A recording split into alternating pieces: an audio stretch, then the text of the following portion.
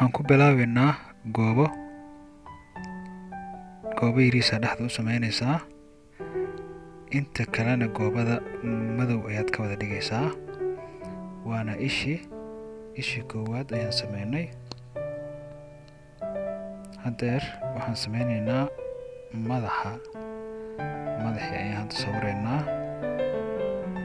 madaxaan sidaas ayaad usoo wareejinaysaa, tallaabooyinka aan maraya ayaa maraysaa. hadda madaxii aa sawirtay iyo afkii isla socda. goobadan haafka ah ee madowna waa ishii kale. hadeer waxaan sameynaynaa lugta hore, labada lugood mid ka mid ah ayaan sameynay. waxaan rajeynayaa marka aad usii fiirsatid intan yar hadda aan sawirnay, waxaa niyadaada ku soo dhacay xayawaanada ka mid ah, balse ha degdegin.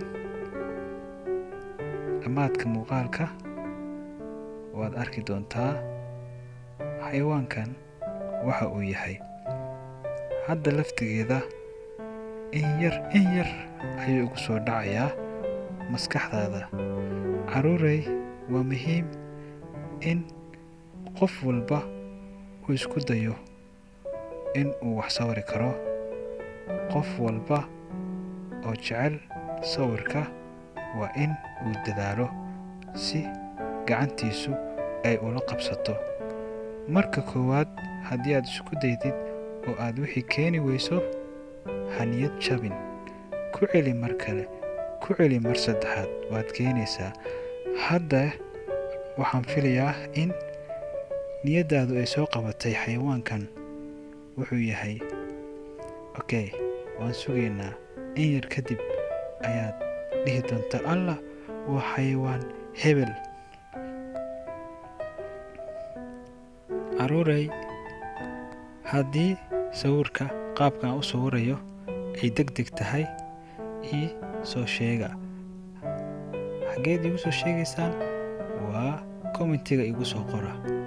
haddii ay adag tahay inaad iigu soo qortid, waxaad weydiisaa waalidka mid ka mid ah. haddii uu kula joogo, waxaad tiraahdaa wuu degdegayaa ee tartiib ha u sawiro.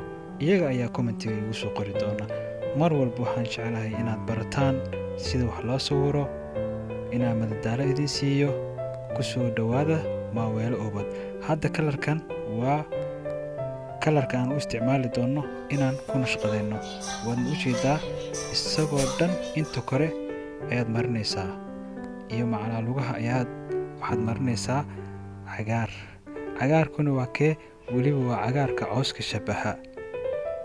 hadda waxaa inoo dhiman inaan madow isticmaalno oo aan marino cidiyaha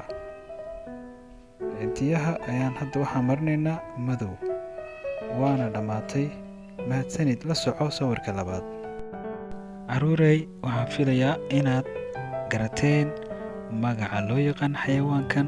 haddii aad garan weysayne, waxaad caawimaad weydiisataa hooyo ama aabe ama qofka waalidka ah ee markaas kula jooga.